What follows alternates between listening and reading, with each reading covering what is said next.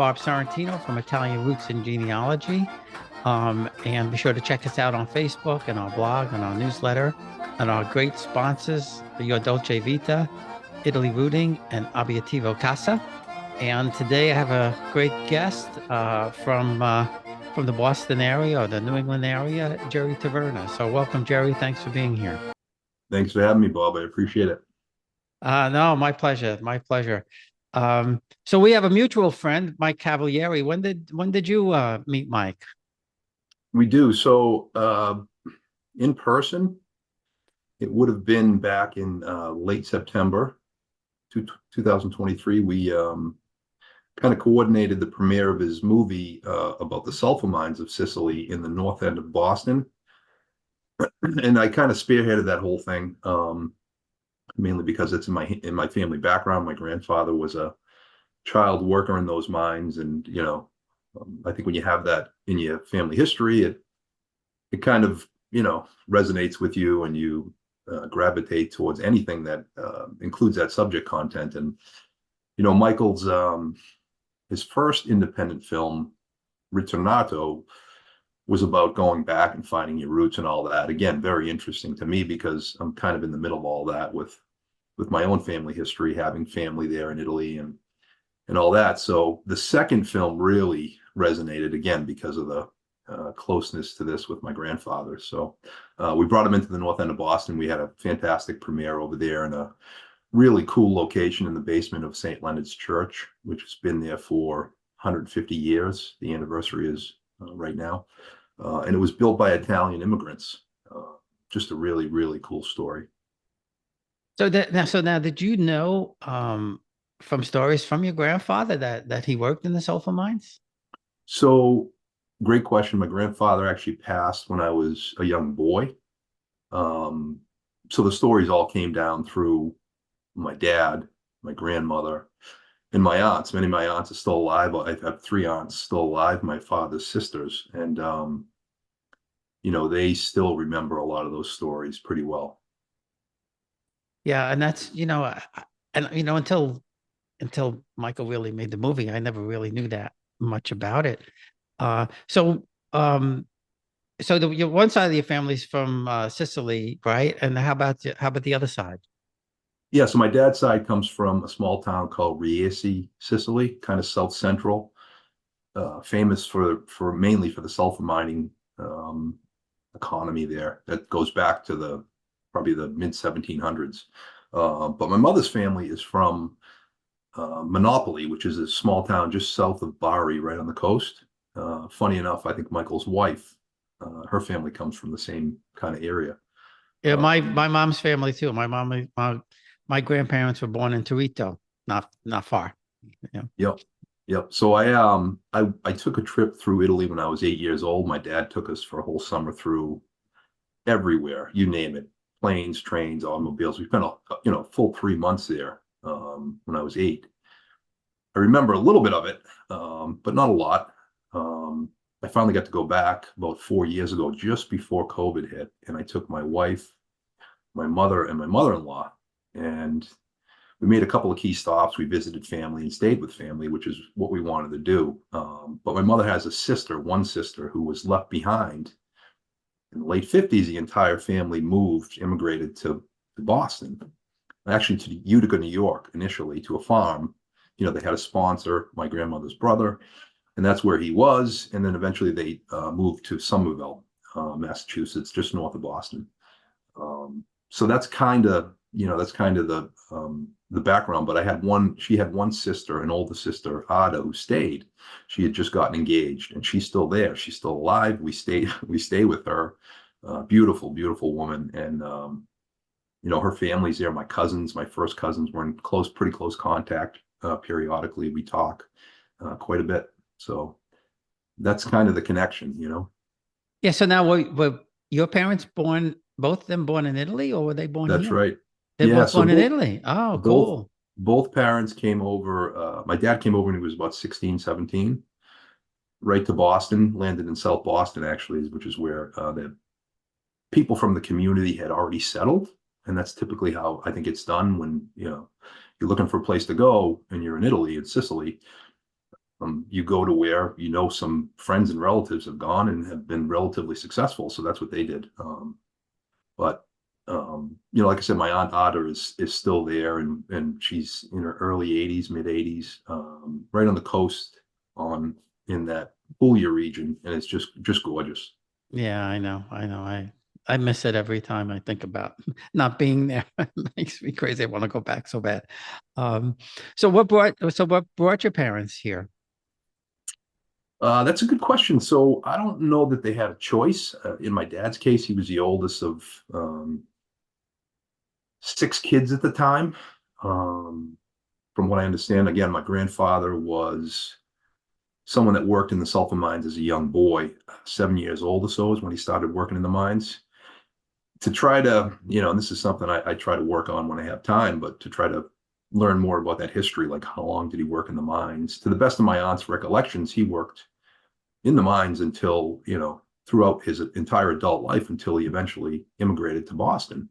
And that includes during the war, he was, because there was so little work there, I'm not sure why he didn't get drafted into the Italian army, but he ended up going to Germany to work in the mines.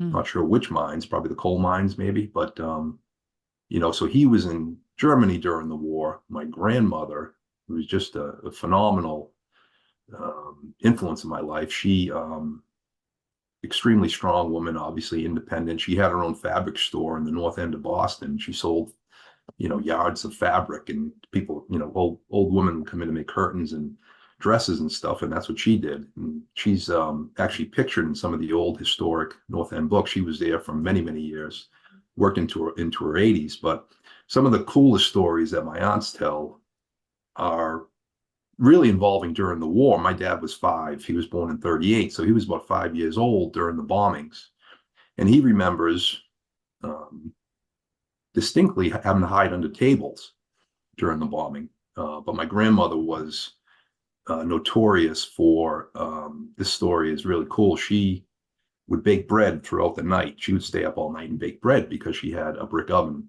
And my aunts distinctly remember the story. I called both of them that I speak to regularly in the last couple of days just to confirm some of the stuff. But she would bake bread throughout the night, and she would either sell it or give it to the American soldiers, and along with some wine. And they would, they created this sort of relationship where my grandmother would get tipped off when the bombings were coming in to turn all the lights off, no candles, basically don't give them any signs that there's any sort of people there.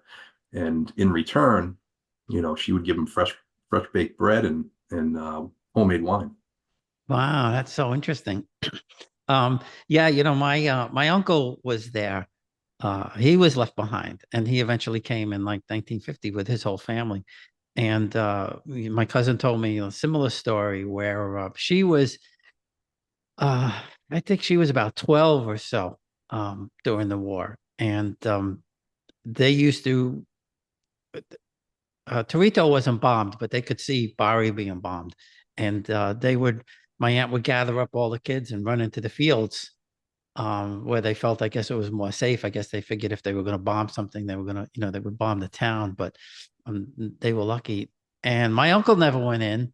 He was in the army before the war, but I think he had at least 3, if not 4 children when the war started. So he didn't have to go into the Italian army because he had, Hmm. he had the children. Well, that was Um, one of the things they looked at. Yeah. yeah, apparently so. Yeah. Hmm. Because I want to say he was probably in the army in the mid-30s, just before everything started. And then when he came out, he wound up marrying my aunt. And yeah, it was because he had, uh, I know he had at least 3 by that time. And he Hmm. may have even had more. So yeah, so he didn't have to go in. But I would guess maybe your grandfather, because maybe they considered the mining exempt because they needed the workers in the mines. And if the Germans needed them, I guess you didn't have any choice, right? Exactly. Again, that's a real question mark in the history of, going back. So One of do the, you know how do you know how many years he was in Germany? I don't. No, I don't. And that's Wow. something, again, I'm hoping to go back to Sicily and do some investigation. We do have which is really cool, a family tree that was put together by a really good friend of my dad's in Sicily. So my dad, grew up there until he was 17. He went back periodically. I mean, he was a carpenter in Boston, in the Union. He also owned his own deli, an Italian deli, in Somerville that he opened up with my uncle, just after he met my mom. And, they started having kids. Maria's Italian Cold Cuts in Somerville, and it was there for many years, right on Winter Hill. Um, and that really that's where you got to kind of see the appreciation of what he was all about, because, you hear this all the time, but, where he came from and the scarcity of, food. There's food and opportunity, let's say. So he was really appreciative to be here, number one, to be able to, earn a living. I mean, you work as much as you want, and that's what he did. His mindset was he worked 7 days a week, and I have one brother. He was not really so on board with working 7 days a week. He liked to relax a little bit more. I kind of gravitated towards my father. I wanted to help him as much as possible, and that meant, I basically traveled around the whole eastern coast of Boston doing side jobs with him, tile work, windows, you name it. And he would do work for people that he sold food to in his store, typically, right? He knew all these people, and it was all Italian cold cuts. And then if you didn't speak Italian, number one, forget it. And if you couldn't slice the mortadella and the prosciutto extremely thin, like razor thin, these people would just, So I was lucky enough. They opened a second deli in Medford when I was in college in the mid 80s. So I worked side by side with my uncle Tony. They both owned a second store, and it was the same thing. There was still enough of a clientele, Italian American clientele, that wanted fresh sliced cold cuts. They wanted a small Italian grocery store. Um, so, that was a really cool thing to see. And but the food was the biggest thing. Like, you walk into that store and it was buckets of olives. It was a wheel of Parmesan cheese that, we learned how to crack open. And it was the prosciutto. And, when there was a prosciutto shortage when I was a kid, as an example, there was an issue. I think if you look back on it, it was probably late 70s, early 80s. You couldn't get prosciutto from Italy because they put a ban on it, something to do with meat coming over. So my dad found a farm in upstate New York, and he made his own prosciutto. And Wow. it must have been 2 dozen prosciutto hanging, cured in salt first with cinder blocks on them, and then hanging in our basement for months. And our friends would come over, and this is what they would see. They would see homemade wine set up. You'd see prosciutto hanging. No, they had never seen any of this stuff. We had a bidet in our house as a young kid and a teenager. Wow, that's something. Yeah, wow. It's So unusual. one of the funniest stories is, my parents were very, I would say, liberal in terms of their views on, how much oversight they put on their kids. So, and I was the last one, so I got kind of free reign to do a lot. So let's just say that I had a lot of wild high school parties where almost the entire town would come over, and a couple of them. One was Thanksgiving night. The package stores closed early in Boston at that time, so there was, no more booze or liquor to be found. So um, somebody came up with the bright idea, and that was me, to go downstairs and crack open the homemade wine, which wasn't quite ready yet. It was made in September. Anyways, fast forward the end of the night, some of the girls got sick, throwing up all over my mother's rug, and, can imagine the rest of the story. But the bidet was the funniest because most of the girls had never seen this appliance, if you will. And so there's a million kids in the house. I hear all the screaming, and I go in there, and one of the girls had turned it up full Uh, blast, and it had taken off some of the plaster in the ceiling, right?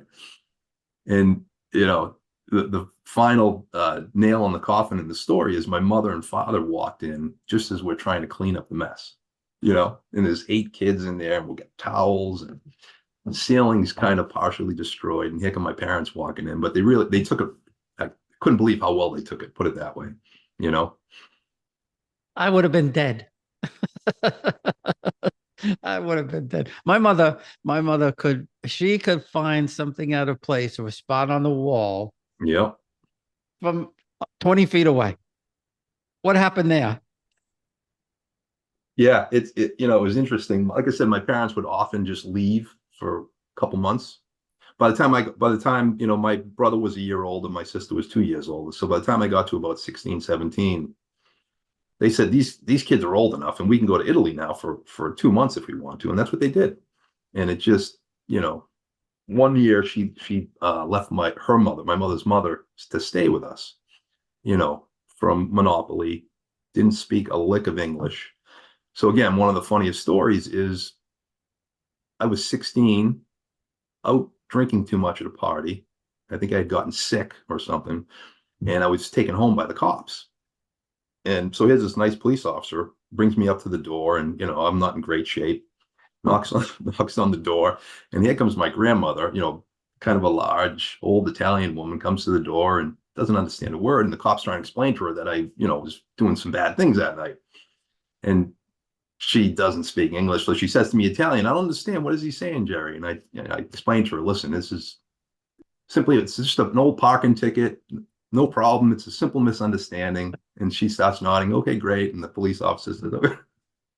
And that's how it ended. I guess the moral of the story is like great to have an Italian grandmother that doesn't speak English. At times. Yeah, at times. Oh, that's so funny. That's such a funny story. Yeah, I vaguely remember my grandfather having the wind down stairs. He was kind of winding down by then. My mom's dad, because my mother was the next to the youngest. So by that time, I guess when I was, 7 or 8 or something like that, he was probably already, well, late 60s or something like that. So he was kind of, winding down. Yeah. So that your dad, so they had the grocery stores, and he did the other stuff too.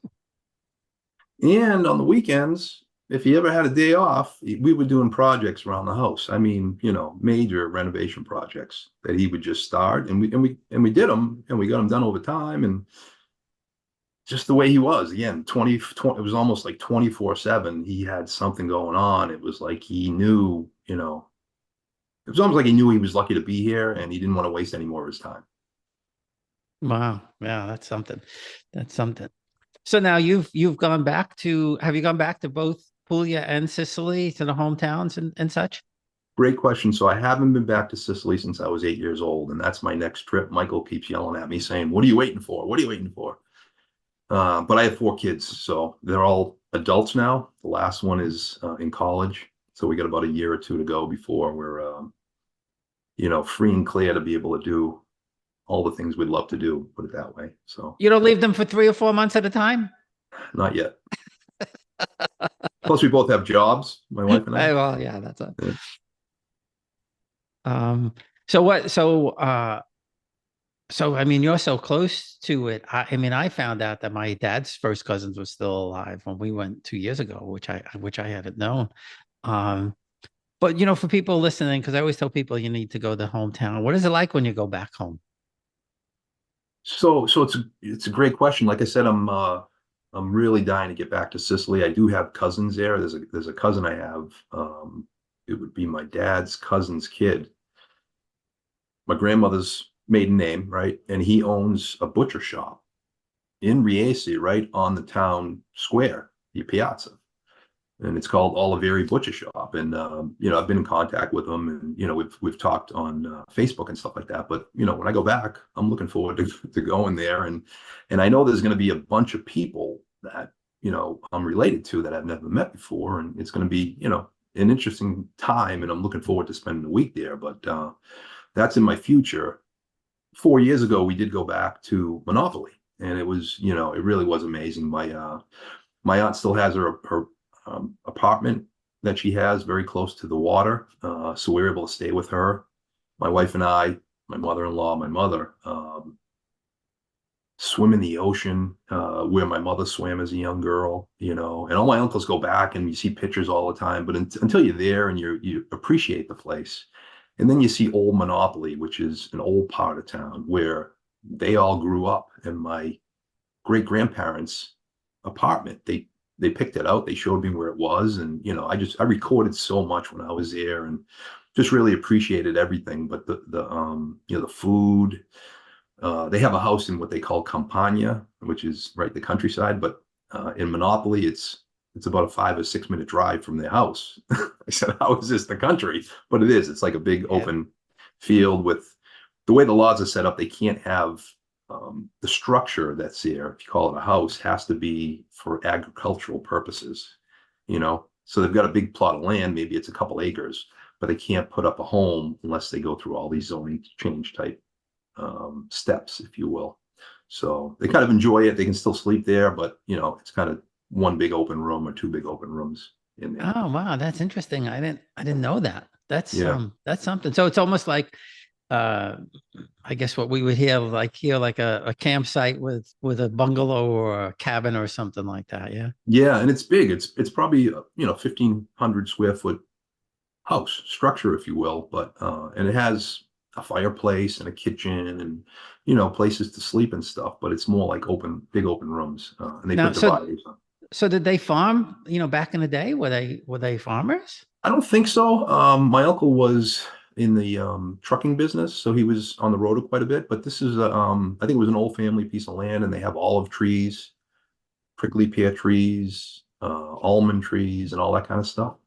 So they maintain it, they keep it going, and it's just a place they go periodically from time to time, just second home, if And, you will. yeah, who knows, maybe centuries ago that they, they were active in that kind of stuff. What I found amazing there is when we went into Calabria in the town, way up in the mountains, that, they're still making their olive oil and their wine and their uh capicola and things like that. It just blows your mind. It does, yeah. And I've started following quite a few people in both regions to see some of that stuff, and it's really cool. My two daughters are 34 and 32, and they both went back recently on their own and stayed with my aunt and met their cousins, and they went on to see the whole area and the whole region, and they went to a local farm, and same type of thing. The cheeses they have, and just everything is there, and it's homemade, and it's just incredible to experience on your own. Yeah, and I don't think people realize the freshness of everything over there until you actually have the meals. And I've talked about this before. The Italian food is not Italian American food by any stretch of the imagination. Right, exactly. My father's cousin, so just shifting over to the Sicilian side of the family for a minute. My father's family really, it's a little bit of a sad story, but my grandfather and his sister were the only two children to survive out of 10 kids. So there were Wow.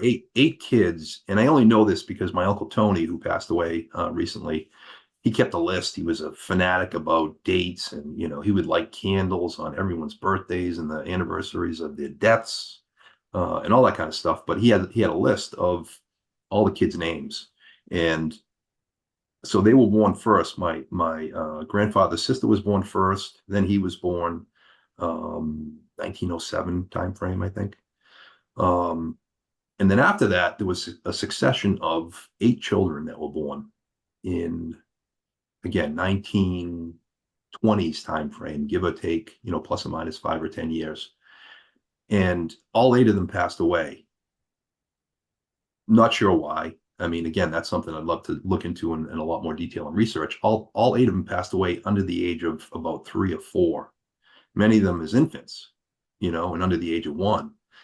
My aunt, my uncle Tony's aunt Teresa, she's a nurse, and she's very passionate about this too, which is a really cool story because she's an Irish woman from Somerville who ended up marrying my uncle Tony, and she actually speaks a little bit of Sicilian. And she cooks. I mean, she cooked for him. She cooked tripe for him. She cooked fava beans, you name it. She cooked all the stuff he loved, and that's just really cool to see. So, but that story of, you know, just imagine living through that as my grandfather was, I have that photo I sent you where he's 14, 15 years old, and his sister is in the picture, and his parents, and there's 3 other small children there. I'm trying to figure out if they are cousins or if they possibly could be siblings that had passed away eventually. But what's really striking in that image, and I think it's from 1920, and I just found that picture probably a month ago when I was going through an old hat box at my aunt's house, my old grandmother's house. In that picture, one of the small children down below has a cigarette in his hand, and he's no more than 3 years old. And he has what looks like knee protection, Mm. and old clothes that you would imagine he needed because that kid probably worked in the mines, and they used the small children in the mines because they had these small tunnels. They had to put a big sack of sulfur rocks on their back, and they had to crouch and get through these long tunnels in, crazy 110, 120-degree heated conditions. So, that's kind of just imagine coming through, number one, growing up in those conditions. Number two, working in those conditions as a child. And that's what you're expected to do to help support the family at that age. But then imagine a brother and a sister growing up and watching 8 siblings, be born. You enjoy their company, you get to know them, you become to love them, and then 8 of them pass away in succession. I just can't imagine the kind of, you know, what that does to a person. Oh yeah, and that's, I mean, just so many and all together like that. That's mind blowing. It really is. Um, did you did your dad miss it? Did he ever say that he missed Italy? Oh, constantly, yeah. Yeah. That's all he spoke about. He spoke about a lot of things, and he loved to talk about all sorts of different subjects. He was very much self-taught, very bright guy on everything, national topics, technical topics, you name it, regional topics. But he constantly, food was a very central part of who he was. And again, you saw that, and he opened a deli, and he wanted to bring the foods that he loved and grew up with in Sicily and Italy that he knew to the people of Boston and Somerville that he dealt with all the time, and he got to know so many people. So that was a big part of what he did. But he would often, we have a grapevine in my mom's backyard, um, a garden on one side of the house, a grapevine that's been there for since 1971 when he bought the house. It's one of the first things he put in. It provides great shade for a summer afternoon. My dad's house is about 5 homes from the beach in Hull, Massachusetts, which is just about 30 minutes south of Boston.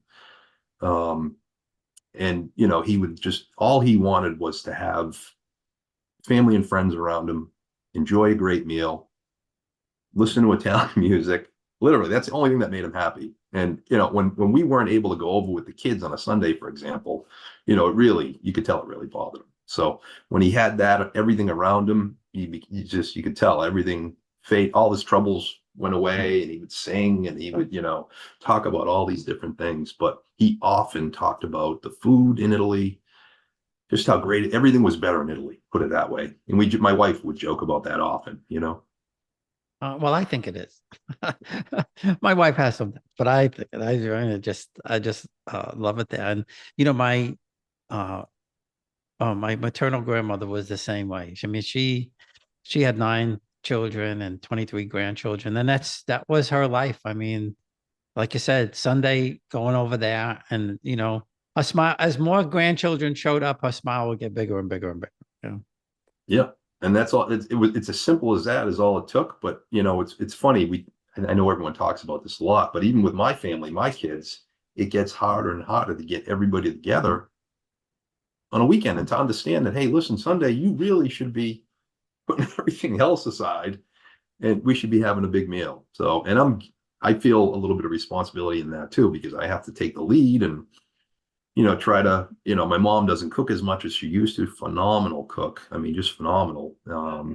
And she's slowed down quite a bit. So my sister and I are trying to, we try to schedule a lot of those family events as much as we can to keep everyone connected. Well, it's hard. Everything's so spread out now, and there's just, it's when I was growing up, and I'm sure when you were growing up, everything was closed on Sunday. There wasn't Yeah. anything to do on Sunday. Yeah. There were no malls, there were no shops, there was no shopping. So, I kind of miss those days. Back then you know, I don't want to say it seemed inconvenient because you don't know what you don't know. Uh, but it was just Sundays was set aside, for not that I'm a big church goer or ever was, but it was set aside for that. It was set aside to be with the family, and we were at my grandmother's, probably almost every Sunday. You know. Yep. You kind of had to be, yeah. And then, as we grew up, it was my mom and dad's house. But then every once in a while, we had to go to this grandmother's house and then that grandmother's house. And it became tougher and tougher as we got older. It's funny you mentioned the church thing. I had an uncle, one of my dad's brothers was in a wheelchair. He was kind of a legendary figure in South Boston, Frank Taverna. And so he had cerebral palsy. There's it's called the L Street Bathhouse. It's right on the beach, Carson Beach in South Boston. And my grandmother's home is right there on L Street. So he was a fixture for decades in that area, but he passed away about 2 years ago. And his passion was the St. Joseph Society in Boston in the North End. Is a small religious organization that was created from the sons of Riesi, Sicily, literally my father's hometown.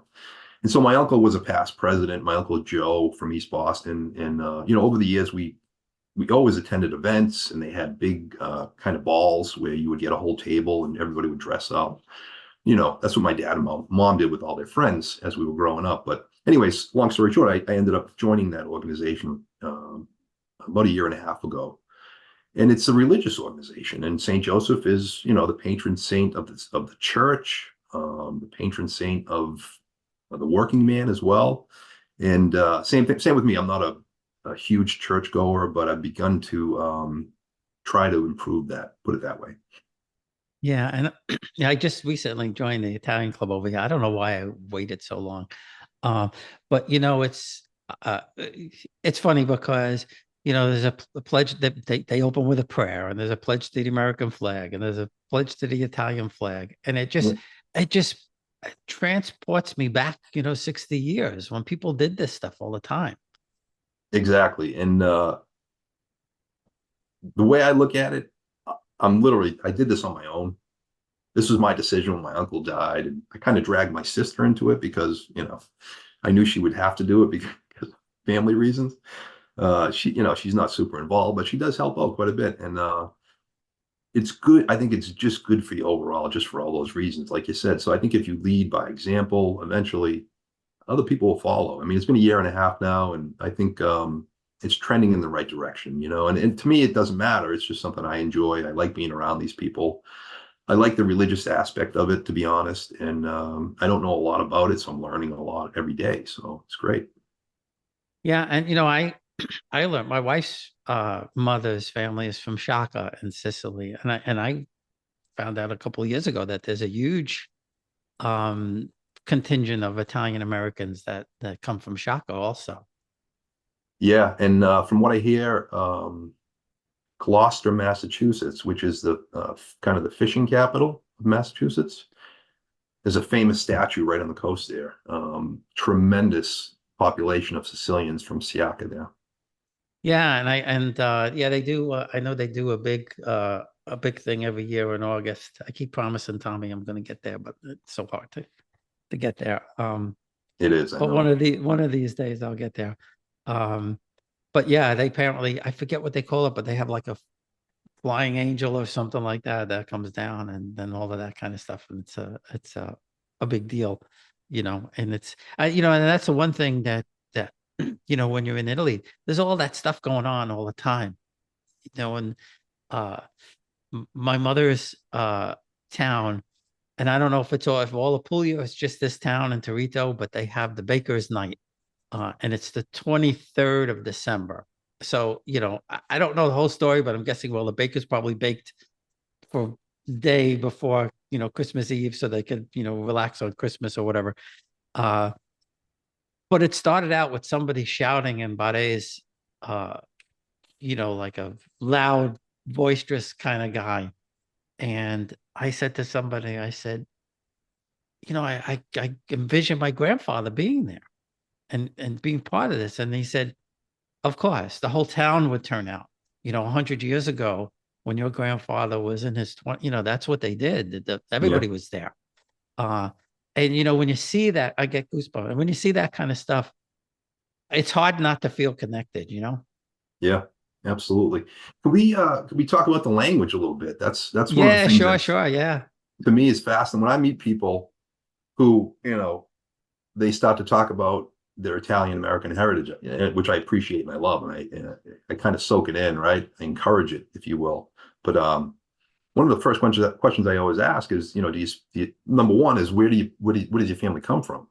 And right then that one question, it says a lot about where people are in their lives because I couldn't answer that question at a certain point in my life, right? And I think you have to care. You really have to care, and you have to ask your parents questions and your grandparents, and really just want to know all that information. And some people do, and some people they haven't gotten to that point yet. And you can tell that, oh, somewhere near, I'm not exactly sure. And I'm like, you should know exactly where your family is from in Italy, just the town. Like, go to Google Maps. You should know that cold. But the language is another piece, and I often get ridiculed for my Italian speaking abilities, but I'm pretty good. I think I'm pretty good. But the problem with me is I have this horrible mix of Sicilian and Baresi, right? Uh, and they're both really tough languages, very, very difficult to pick up and understand from if you just look at basic Italian. So, I had my grandparents on both sides didn't speak any English at all, none. And then I had my parents who spoke half and half all the time in both dialects, depending on who they were talking to. And then they talk to each other in both dialects as they're cooking dinner, and it's just us at home. So I think your brain picks up on it, and it stays in there, but you have to wanna. It's like a muscle. You have to work constantly, and I do it a lot. Even in my own head, I'll just at times I'll just have like if I'm thinking about something, I'll try to do it in Italian.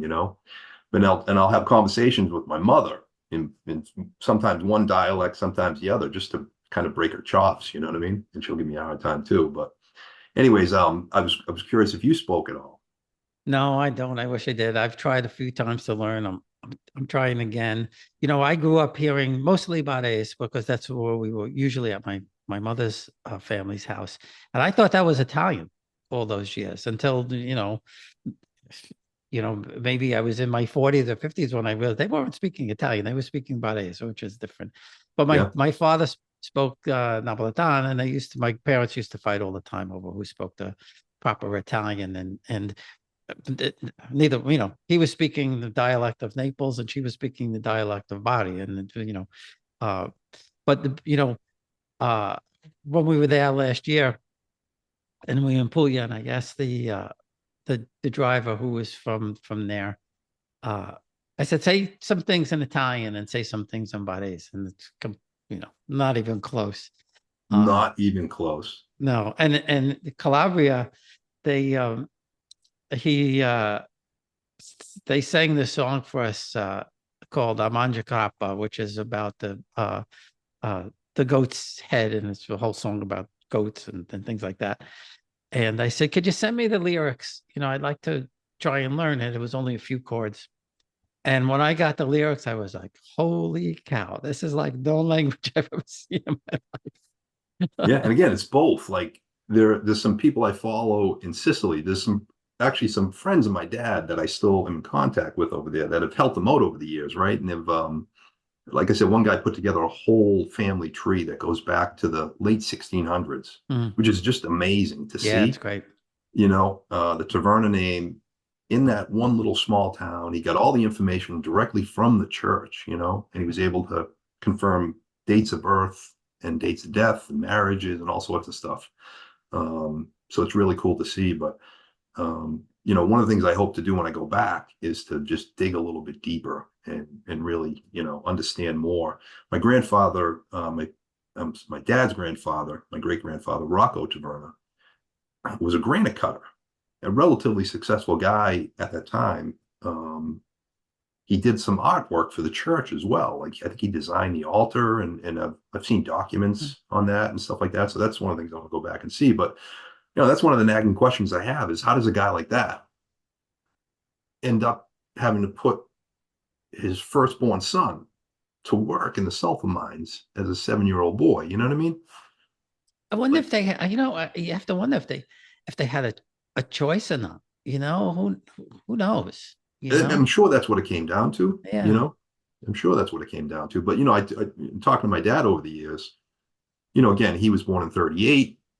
Um, just after the war, post-war Sicily, just imagine the conditions. But he was put to work probably at 10 years old, but in a carpentry shop.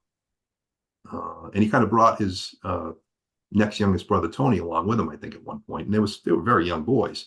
But I think that's where he got his passion for carpentry. So when he came here, at 16, 17, they started out as pressers, pressing clothes and, ironing shirts and all that. But eventually he got to do what he loved, which was, he got into the Carpenters Union, and he just, he did all sorts of really cool handiwork. I have a background as a builder. I consider myself a carpenter first. My background is engineering, and that's only because my dad, when I was a young kid, pounded it into me. He said, "You are going to go to college, whether you like it or not." And he just preached education, education. You know what I mean?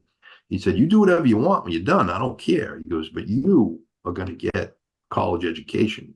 He goes, "Otherwise, I'm going to hang you up in that garage by your feet." So, Um, yeah, and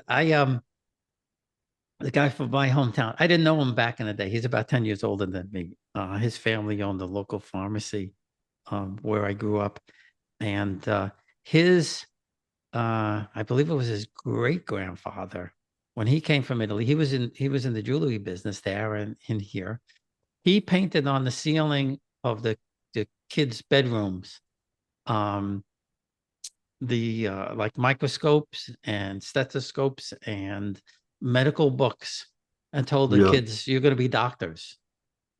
And like and the he whole left it there. family, yeah, He and the whole painted family, it there so they'd see it every day. yeah, yep. When they went to bed, that's what they saw in the ceiling. And the family of doctors and pharmacists, and so it was just pounded into them, I guess, for lack of a better word. Yeah, Uh, but it worked. It worked. it did. Yeah. And that's something that I always say. My uncles and stuff, they weren't famous, or they weren't, but they were all hardworking, uh, wonderful, men, my aunts and uncles. And Gentlemen. They were gentlemen. yeah, exactly. Yeah. Yeah. Yeah. Yeah. And it irks me sometimes and I know you've probably talked to Michael about this. It irks me when I see these shows where they just show just, fighting all the time at the table, and all of that kind of stuff. We didn't grow up like that. We everybody just loved being around that table. There was nothing better in life than that. You Yeah, could sure, you they would have their little disagreements and stuff like that, but absolutely, yeah. But no, you're right. And the way I describe it is, even as a young kid, I wanted to be sitting at the table and that's just right. listening to them all, and the conversations, and animated, right? And like you said, sometimes yelling and arguing a little bit, but they talked about so many different things, and it was just you wanted to be there. You couldn't wait to get together again and be at that table to hear everything. Yeah, Um, my mother's family, like I said, there were 9 children. They would get together once a month. There was no Medicare or any of that junk back then. They would get together once a month and throw in, $5 or $10 each to help, pay my grandmother's medical bills. She lived with my aunt and uncle, but they would all chip in, and it would be at a different person's house every month. hmm, And us as kids, you know, 10, 11, 12 years old, we would be the bartenders. And, my uncles would give you $1 tip or something like that. Uh, and that was great. But the best part about that, when I became 18, I got to, like you said, I got to sit at the table with them when they had these meetings. I got to be part of it. I would come home, maybe 11 o'clock, and they'd be in 11 o'clock at night, they'd be in full swing, and I got to hang out with them and be yeah. part of that table. Uh, so I grew up as the the gopher, if you will. And then they just bring you in when you hit a certain age, okay, now you get to sit with us. Yep.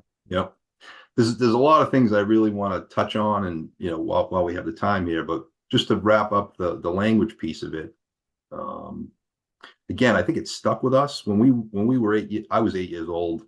My brother was 9. My sister was 10. After a 3-month stretch in Italy, we came back, and I'll never forget this. My mother's mother picked us up at the airport, and a lot of conversation, all in Italian.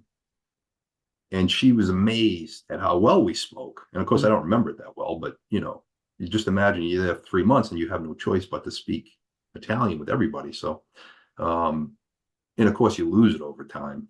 But the point it really clicked with me on the Sicilian side of things, because I had a lot of conversations with my grandmother, my aunts, and my uncles on my father's side, and so I know the language pretty good.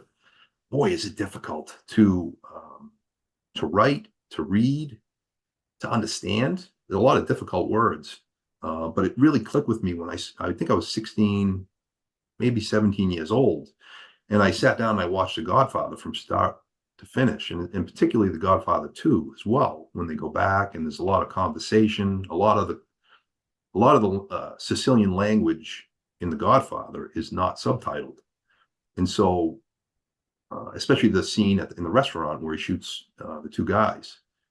I don't think there's any subtitles in that at all. So, anyone watching that movie, you either understood it or you just kind of had to guess at what they were saying. And that's when it clicked. That's when I said, this is my dad's language. This is exactly my dad's language.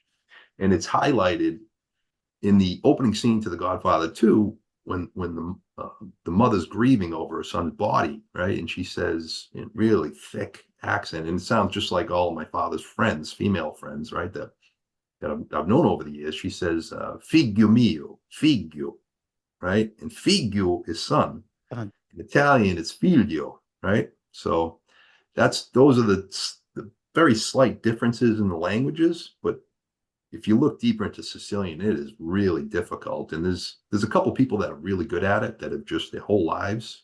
And it's impressive when you see that. Yeah. It is interesting. And that's, like I said, when we were in Puglia and I heard my grandmother's tongue, it's different, it's really cool to be able to do that, And you miss it. It's funny. And even with my dad, I don't Yeah. have a lot of video of my dad speaking, right? I do have some, but my dad passed, say, 8 years ago. And to hear the voice again is what brings them back to me. So if you have video, old, even 8mm film videos, it can help you in the grieving process, right? And same with my grandmother's, right? It's so great to be able to hear their voices again. I have a few select videos where you can really just hear them talking. You can hear that thick accent, right? And it's just heartwarming to see that and hear it. But one of the things I really wanted to touch on while we have the time, because I think I probably have about 10, maybe 15 minutes. So where I'm from in Boston, very historic region. The town I'm in, Hull, is a small peninsula. It's a beach community. And it was the most forward-leaning fort during the Revolutionary War. So Fort Independence in Hull was the main lookout for Boston Harbor when they were looking for the English ships at that time period. So again, it's really rich in history. And I came across a really cool old, I think it was a podcast, and I posted about it on Facebook, but the Italian POW experience is very much rooted in Boston. And I learned that when I came across this story, and again, it's South Boston where my dad landed, his family landed, Carson Beach in South Boston. They created a pen, if you will. They didn't want to imprison all these guys. It was like 1945. Technically, they were still POWs, but they were kind of using the Italian POWs for labor in Boston to do certain projects. They were really good at that stuff, right? They worked like animals, I imagine. So what they did is they created these pens, kind of outdoor pens on the beach, and allowed these guys to, have a place to assemble. They couldn't really leave the pen, but they could stay inside. And they ended up, as you read through the stories, trouble started happening. They were playing soccer. They kept kicking the soccer ball over the wall. They were getting in fights with the locals. They were doing inappropriate things with some of the females in the area. And eventually there was a murder, somebody got stabbed, and they had to do something with these Italians. So what they did is they found a place where they couldn't get in much trouble, and that was the small island just off the tip of Hull. It's called Peddocks Island, and it was actually used by Leonardo DiCaprio in the movie he did about the insane asylum. I forget the name of the movie, but they filmed it, some of that stuff there, and it's a really cool island. And anyways, they created a POW camp on that island. Problem solved. Now they would basically have to swim off the island. The reason that story really clicks with me is there's an old Italian guy in Hull. There were actually two brothers. I think one's passed away, and I know the sons really well. But they had done a piece on Hull Community TV probably 10, 15 years ago, and so here's these two brothers. They're probably in their late 80s, early 90s at this point. One has passed away, but when they were young boys, their dad was the main contractor in town. He did all the cement work, and very well known, very well respected, and he did most of the work for the town and all the people in the area. And he was doing some work out on that island. He cut a deal with town officials where every Sunday, and they talked all about this in a sit down in an interview, but he cut a deal with every Sunday he would go and take a group of these Italians back to his house for a day of relaxation, a Sunday dinner, take them out for a ride in the car, let them drive the car a little bit, let them call home to Italy, all that kind of stuff. Just give them basically a day with someone in the area where they could kind of feel like they were home again, and I just thought it was a really cool story. And I heard that story, many, many years ago. And then I came across this podcast very recently. So I just think that's a really cool story that kind of highlights the role Boston played, and in particular the town I live in that whole Italian POW story. Yeah, I didn't know that. So, how many were there? Do you know, like, how many prisoners were I there? don't know, and that's probably an easier thing to look back on history wise. I'm sure there's documentation on that, but I'd also love to see the names. Imagine you go through the list and the logbook of names, and who was here, because probably like you hear stories about certain relatives came way earlier. I've heard about certain relatives that came very early and didn't like it and went back. That's right. And then ended up coming back again later on. So, I think in my mother's family, I think they had planned to go back because they left my uncle there. He was like 3 years old or something like that. And they left because World War I was breaking out. My grandfather had been in the war. So I think they planned to go back, but then I guess he started working and they started, my grandmother was pumping out kids. So probably got impossible to go back, Yeah. And my uncle then he couldn't come over on his own. And he got caught up in the quota thing. So, he wound up having to go to Canada with his family for like 4 years or something like that. And even though he had 4 brothers who served in this, World War II for the United States, that didn't matter. He still had to wait. Yeah. Incredible. Yeah. And when you see, it's interesting to me because I didn't realize growing up that when I was 9 or 10 or something like that, my uncle's family had just gotten here, not that much before. And of course they all spoke Italian. They had the Italian accents and everything like that. And it was only later on that I realized that, geez, they had just got here, so, interesting in that respect. And my uncle hadn't seen his parents in like 35 years, and he had never met his brothers and sisters until he Crazy. got here. That's an incredible story. Yeah. Yeah. Yeah. It really is. And in the end, it all worked out. But I'll tell you one other funny story about him before we go. He obviously, they were farming. He was a farmer. I mean, he farmer, and I think he had something to do with training horses or something like that. So we had this big family reunion thing, probably in the early 70s or something like that. I guess my uncle was like late 60s. And my cousin had a couple of horses. Well, my uncle goes and jumps on this horse, and all my aunts are like, his sisters, three sisters, are panicking. Oh my God, Giovanni's on the horse. He's yeah. And he's riding his horse like it's nobody's business.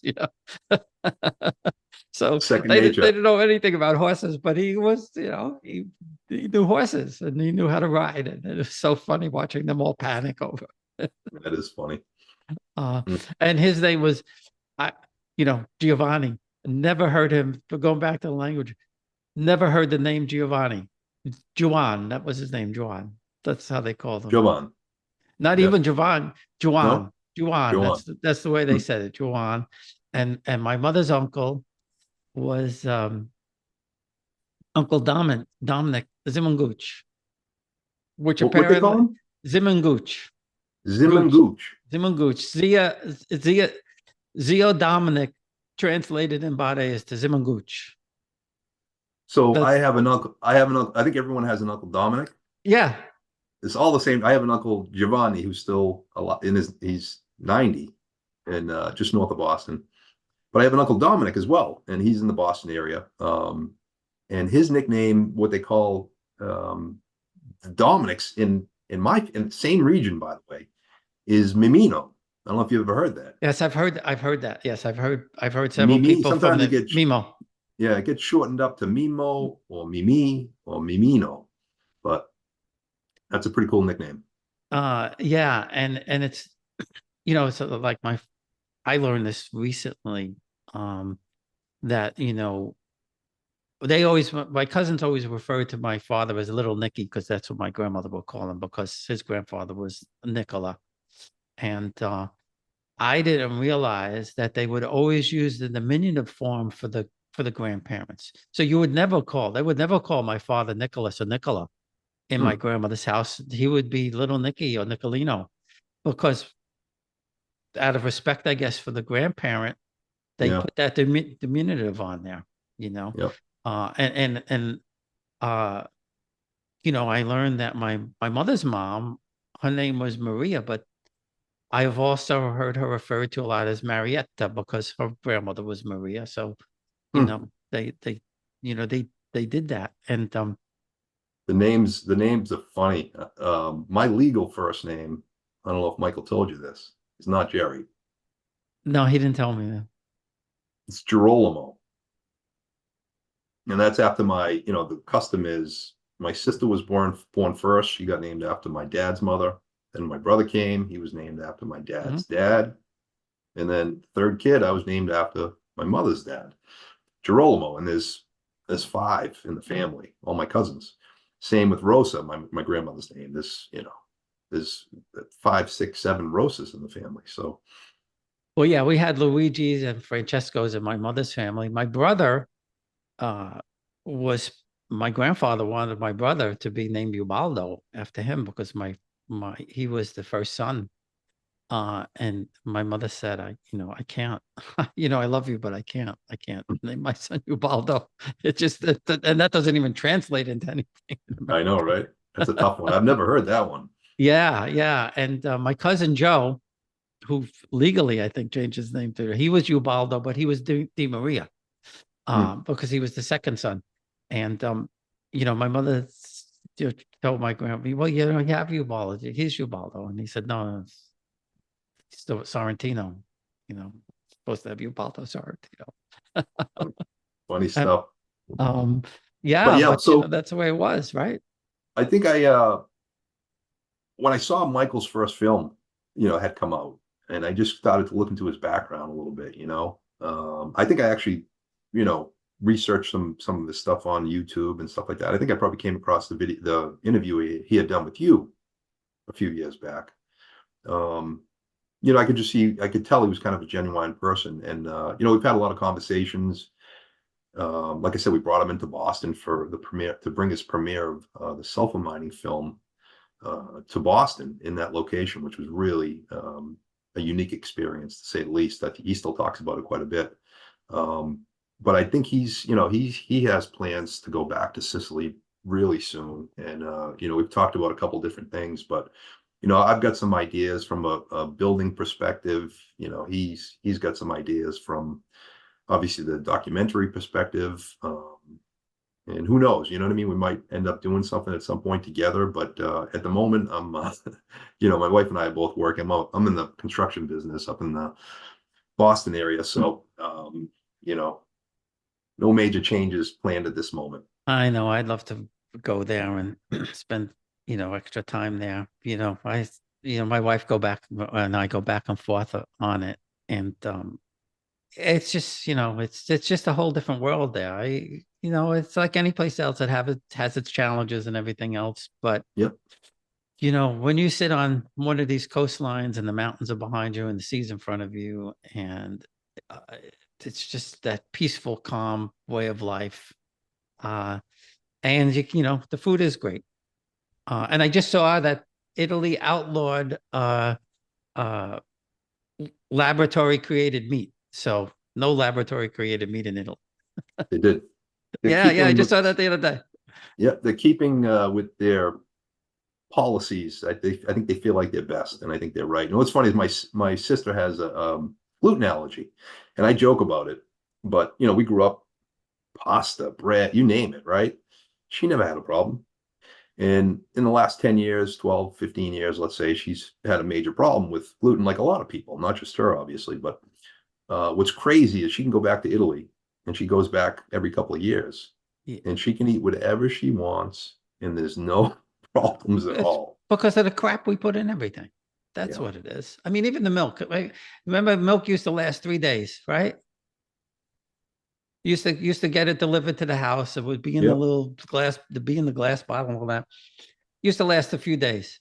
Now it lasts, you buy the milk, it lasts like 2.5 weeks or something like that. They have to be putting something in it that's probably not healthy for us. Absolutely. But that's what I loved. Like I said earlier, when we were in this small town in Calabria and they were bringing everything out, and I said, I've never tasted, ham like this or cheese like this, or the olive oil. Forget. I mean, our olive oil is crap compared to what they give over there. It's not even. It's not even in the league, right? So there is. I had mentioned the St. Joseph Society. There is a couple that has been they're regular members at the society for many years. And in the last 6 months, they talk about a bold change. They packed everything up. And she has relatives there, and she goes back often, right? But she is opening a restaurant in Sicily. I think it's Sirocco, Sicily. So I'm kind of watching that as she goes. The restaurant's like that close to opening. I think it's going to open in early April. But there's a couple just very close to retirement age, but they've decided to take that plunge, and it's pretty. It's interesting. It's admirable. It's not going to be easy, I'm sure, but give them a lot of credit for making that move. Yeah, that takes guts. I keep saying, if I open up a ham and egg restaurant in Italy. Yeah, because I don't eat ham and eggs in Italy. Yeah. And if nothing else, we sell it to the tourists. Well, listen, Jerry, this has been fantastic. I love talking to you. Appreciate you taking the time. It's been a lot of fun for sure. Thank you. I really appreciate it too. And I look forward to seeing this when it's all wrapped up.